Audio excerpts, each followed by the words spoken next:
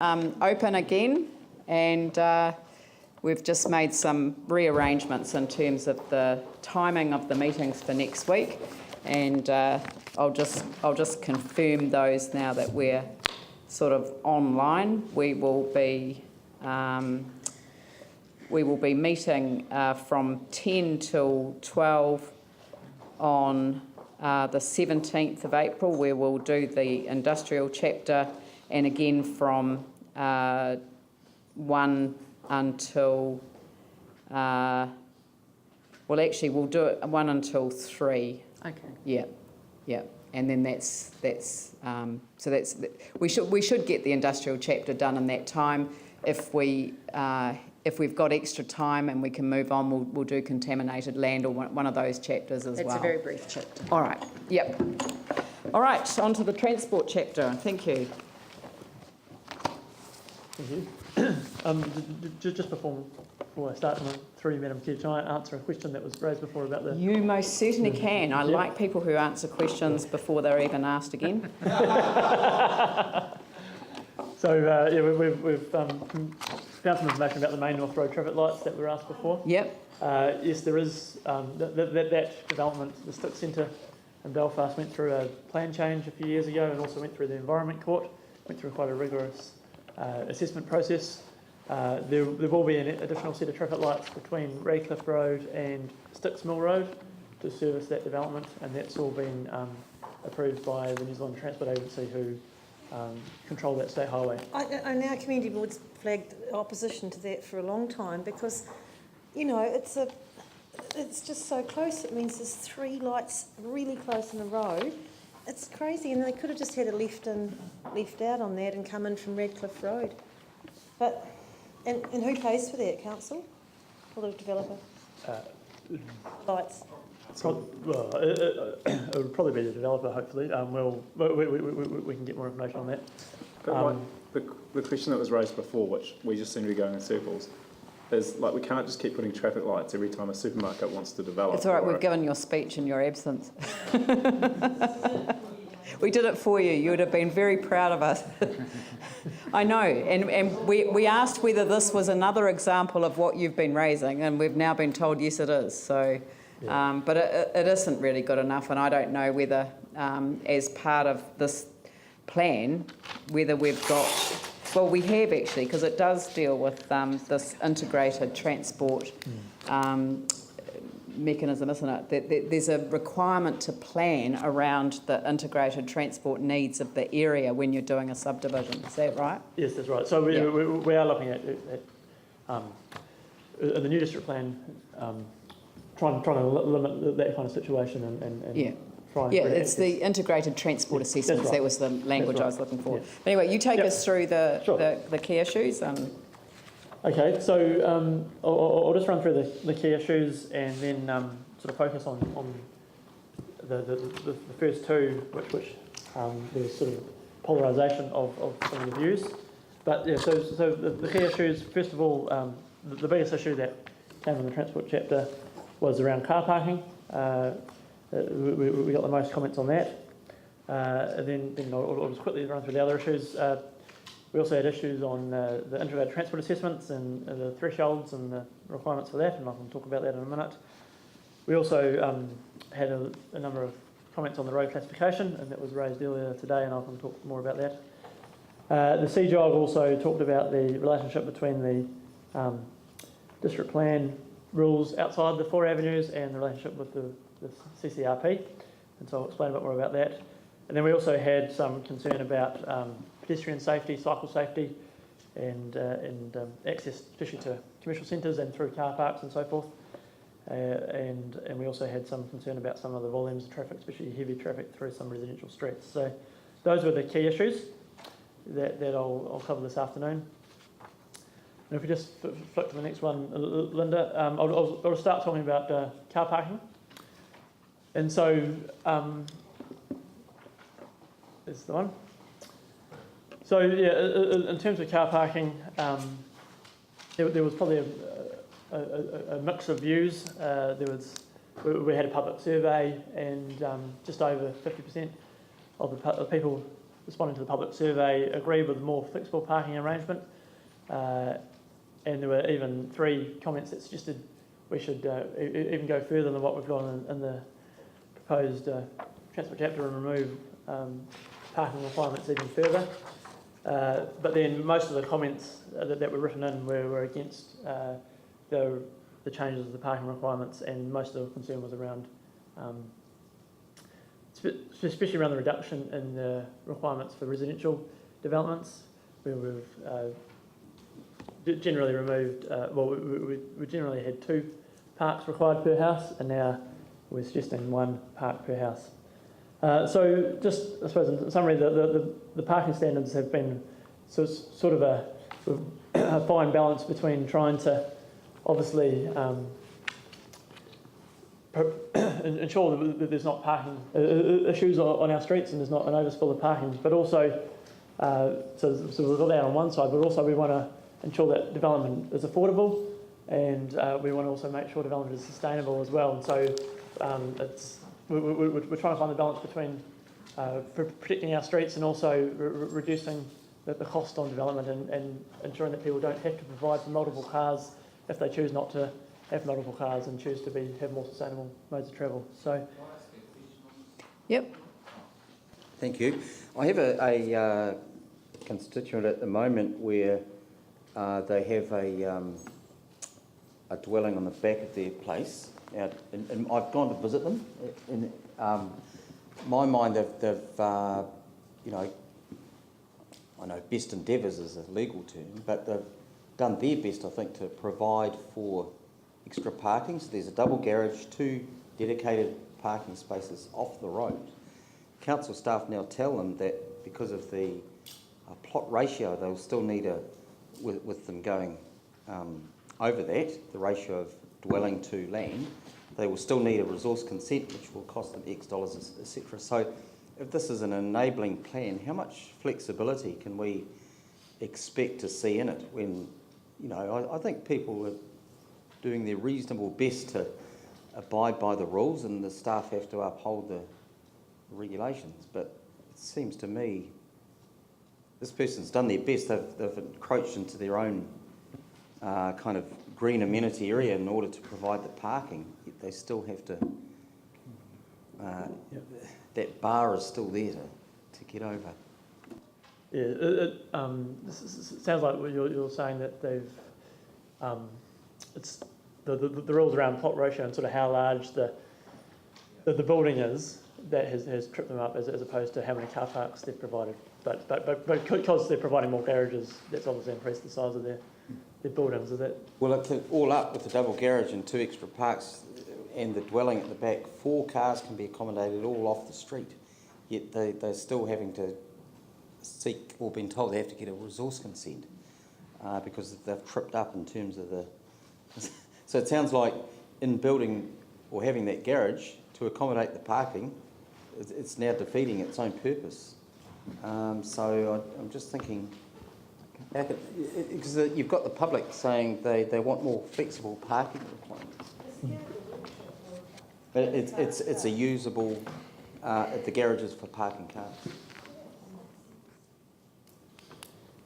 So is there it's a live case I'm dealing with. I think that's probably an issue for the residential chapter, because I think what's tripped up in that case, and I may be wrong because I don't know the example, is that the size of the building is of a sufficient scale that it has breached the rules in terms of how much, what floor area building you can have on a site, and so it's they only need to provide, or in the current city plan, a maximum of 2 car parks. So they've obviously provided more than that, and that's the size of the building is probably too big a building on too small a site. That's probably what's happened. So it's probably a question for the residential chapter when that comes to you. Sorry about that. Yeah, that's fine. Yeah. Yeah. That's Residential chapters on 2nd of May. Right. Yep. right. So just in summary, in terms of what we are proposing in terms of car parking, we are looking at retaining across most of the city. We're looking at retaining the minimum car parking standards because we want to ensure that full of parking and there isn't obviously traffic issues and amenity issues and so forth with that. The only areas where we are looking at removing the minimum parking requirements are in local and neighbourhood centres. So those are the sort of the smaller shops, and that's for a number of reasons. One is to enable those to be rebuilt, because a lot of those smaller shops didn't provide parking pre-earthquake. Littleton and Sydenham's an example of that, and now the parking requirements are seen as too onerous and adding more cost and preventing some of those sites being redeveloped. And it's also to encourage people to walk and cycle to their local shops, because they're local neighbourhood shops. But for larger developments within those centres and for developments in district centres, there will be this requirement for integrated transport assessments. So there will still be a requirement for the larger shops, and I mean things like supermarkets and so forth, to provide parking to meet their needs. And so the only other sort of major change is in that residential zone, where we're still requiring a minimum number of car parks, but we're only going to require a minimum of 1, as opposed to in most cases we required a minimum of 2 previously. And that's for those reasons I mentioned before, was to give people more choice as to how they travel. They don't have to provide for multiple cars if they don't want to, and it's to reduce the cost of redeveloping housing. What we're recommending as part of this workshop is either we've got 2 options really. Either we can just keep with that current proposed rules that went out for consultation, or maybe a potential change is we could say that for a larger house, and we're talking about a house with more than 150 square metres of floor area, which would be probably 4 or 5 bedrooms, then you need to have 2 car parks because of the size of the house. But if it's a smaller house, then that's fine, you can still only have 1. 150 square metres is not a big house, is it? It's about a 3-bedroom. Yeah, it's the same approach that we have in the L3 and L4 zones at the moment, the medium density zones that we have at the moment. We had a plan change that went through a few years ago, where that's the same approach, that a larger house, which is classified as 150 square metres, I'm surprised at that. needs to have 2 car parks, for a smaller house can in most cases only need 1. Do people have a view on whether there should be additional car parks for larger buildings? Yeah, initially I'd been in favour of more flexible car parking approaches, but actually having thought about it and spoken to a lot of people, we just end up putting that parking onto the streets, and that's the concern. So I think actually we do have to think about that. Yeah. Otherwise, we're already having problems with car parking on streets, and it's probably just going to get worse. And if I look at where it went to, where I lived in London, you know, you had people driving in, and they'll park in the nearest available street away from the permit things, but then the permits keep growing, and then people park in residence permits, and it's just this constant chase for car parking everywhere, and it's, you know, drives people nuts. And so to actually allow some development without parking spaces wouldn't be a good idea, because people will still need to park somewhere. That's because they don't have any off-street parking in London, in the central London. But it is a good point. So, I mean, Yanni, do you have a view? I'd be really interested to understand, like Hazeldean, why they demolished a car parking building when there's a chronic shortage of car parking in that area. And again, I think maybe it goes back to the monitoring of the conditions of the consents that when those developments were granted. But did they apply for a variation to their resource consent? Did they? I mean, how does something like that happen? You know, there might be a legal way that it's happened, but from a public perception point of view, it seems really baffling. So it's not really the issue that we're dealing with now, but it is an important issue. So, I mean, I agree with what Raf's saying. That the issue is that in an ideal world, by not having a requirement to produce car parking, you would see a change in modal shift. That hasn't happened, and it's the same concern in the central city. People still drive, but what they do is create a nuisance for everyone else around the area. So, you know, I'm really interested in how we get people into a different modal shift. But I'm not convinced that just not having a car parking requirement does it. But that's why I'd be really interested in learning what's happened in Addington, because there might be lessons there that can help us come up with a better solution. But that's not really basing it on residential, the size of the business. Addington was commercial. It was multi-storey office. Yeah, no, I know exactly what it is, and I think I want an answer to that question. I think that's a really good question to ask, but it's just not on this issue. The issue that we're dealing with at the moment is do we go with the plan as it's proposed, or do we make a change to it so it indicates that there are greater parking obligations for larger properties?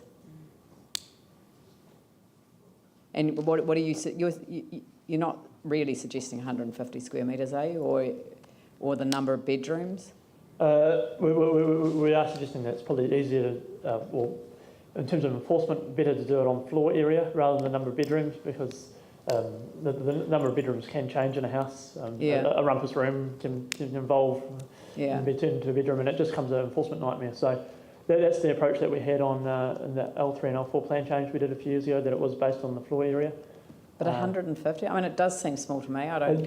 I should clarify that. And that's quite a small two-storey apartment. That excludes the garage, so it's 150 square. It excludes the garage. Right. So it's 150 square metres of just living space. And the reason it's 150 is because the predominance of, I guess, medium density housing would be 1 and 2 bedroom size houses, which would be quite large. I had an apartment with 2 comfortable bedrooms and other rooms at 60 square metres. Right. So 150 is considered a large unit within a medium density area. Okay. Need to look at Eli Street to see, and I don't know what the ratio there is. Has anyone looked at existing 0 ones and seen what the current ratio is versus what you're proposing? The trouble is that you're looking at historic cottages that weren't built to the current plan. So New modern apartments that went in with minimum car parking requirements in Eli Street and Moa Street and Melrose. each of them had to provide a car park. There was a minimum, and I'm just saying, what's the difference between what we had before we made the L3 changes? Because we've actually been through 2 different regimes. There was a change about, 2 years ago, with L3, L4, and they removed the need to provide car parking. So, maybe you can talk more to it. But from what I understand, is before the L3 and L4 plan change, there was requirement for 2 parks per house across the board, and then the L3 L4 plan change had a